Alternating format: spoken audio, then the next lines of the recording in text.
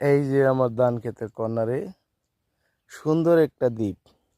এই দ্বীপে আছে কিছু মাছ। এই মাছগুলি আমরা তুলে ধরবো আপনাদের মাঝে। সুন্দর একটা দ্বীপ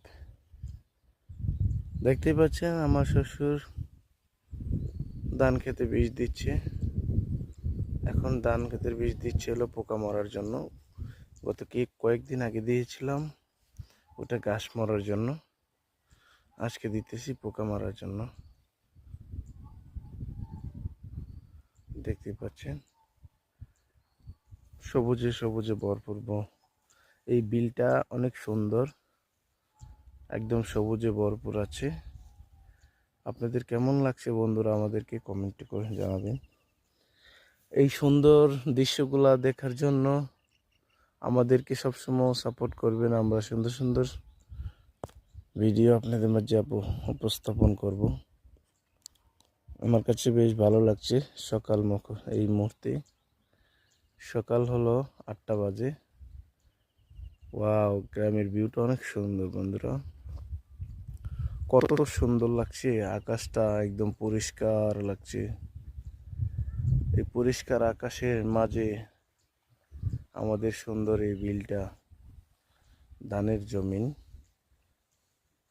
এখনো শিশির ভিজা পানিগুলি পড়েনি ধান ক্ষেত থেকে, দেখতে পাচ্ছেন।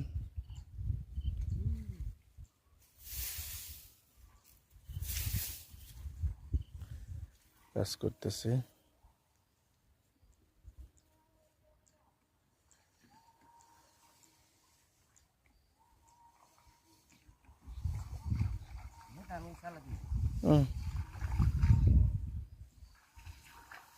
এই পানি শুকাইব না বা ক্ষেতের ধান ফাঁকলেও শুকাইতো না,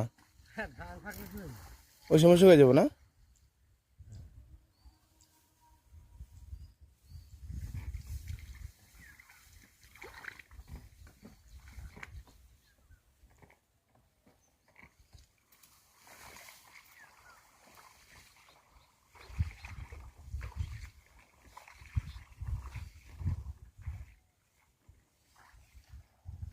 কত কষ্ট করা লাগে।